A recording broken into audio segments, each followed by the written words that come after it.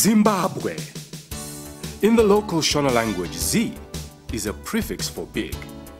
Mba means house and Bwe means stone. Put together, it means the big house or stone. A house built of granite and nothing else, as one would find at Great Zimbabwe in Masvingo, the ancient ruins from which the country derives its name. The Great Zimbabwe is the largest stone structure in sub-Saharan Africa.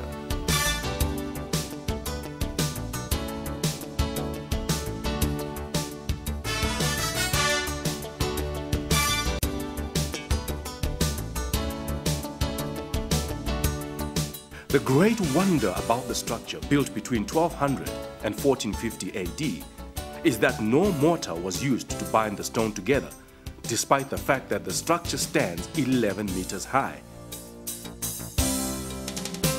and 6 meters thick.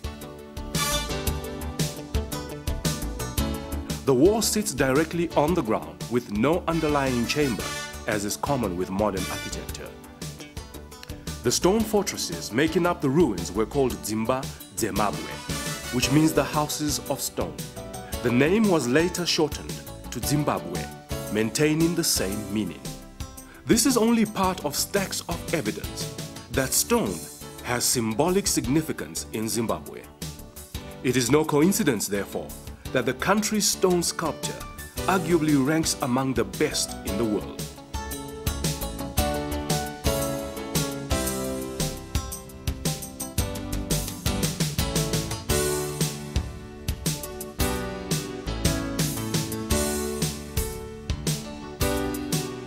Interestingly, the earliest sculptures produced in contemporary Zimbabwe were found at Great Zimbabwe.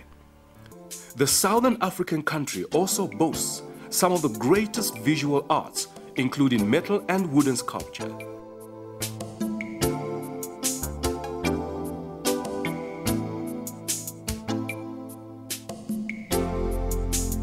Some of Zimbabwe's most illustrious sons, among them Nicholas Mukomberanwa, Dominic Benura, Joram Mariga, and Alfred Ellard, have made names globally with their fine art. Some of the earlier sculptures discovered in the country a long time ago lie in different museums around the world. Among the country's most common arts and crafts are stone, wooden and metal sculpture,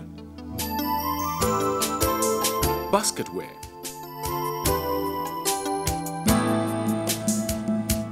paintings, batiks, and ceramics.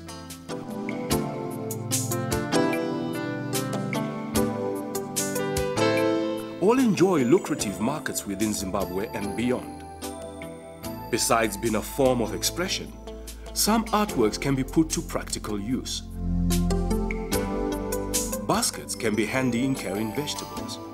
Pottery is also useful for storing domestic essentials and for cooking, while batiks are useful in making clothes. Even the most artistic pieces can be improvised into quite useful accessories. Artists derive inspiration from a variety of factors in their environment, including events in their own lives. Such sources of inspiration include sport,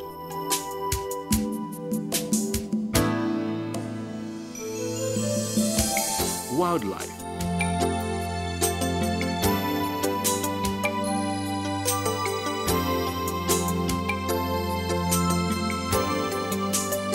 vegetation,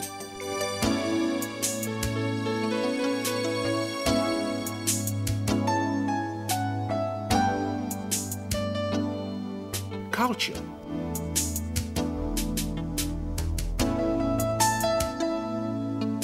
and religion. Yet other pieces of art are abstract, which different people can interpret varyingly. Generally, Zimbabwean visual arts have a strong symbolic and ritual significance.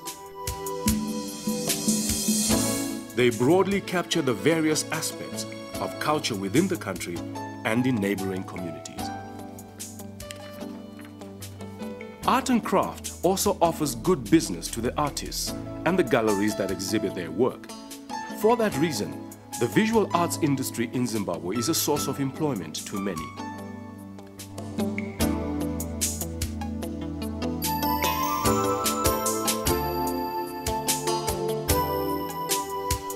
In their workshops, artists can work in groups, but sometimes the concentration needed to create a piece may be so intense that working in groups would dilute the creativity.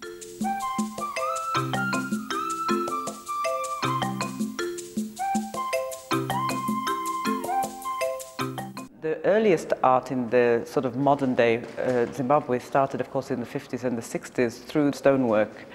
Some artists had found stone as a convenient media to use, and the National Gallery stimulated a lot more interest and challenge to the artists to develop it even more. So I think from the 50s it started in earnest, the development of contemporary art. Painting was also here, somewhat provincial, but by the time the 70s, 80s, and I think the gallery was in full swing, it was able to stimulate and put more challenges to the artists to develop that art. And of course, by the 80s, now people were being trained and interacting all around and coming back, and development is really on a full throttle. But what exactly inspires an artist to embark on a creative adventure? Some dream about their work before they embark on it. But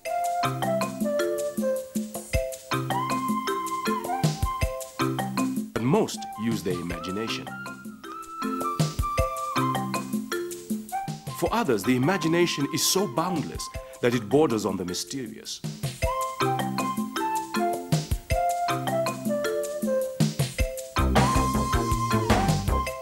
Benura, one of the country's most celebrated sculptors, however, is not always at pains to extricate art from his imagination.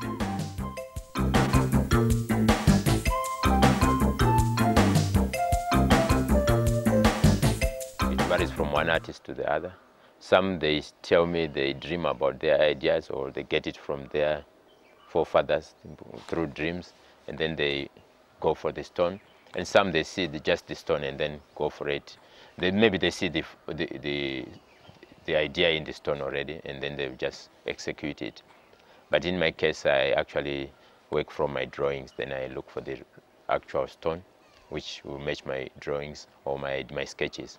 But once I start carving, then I always throw away the sketch because I don't want it to restrict my creativity. So then I just let it go. So the idea of putting my sketches down is just to remember my ideas. But once I get to start working, I just throw them away.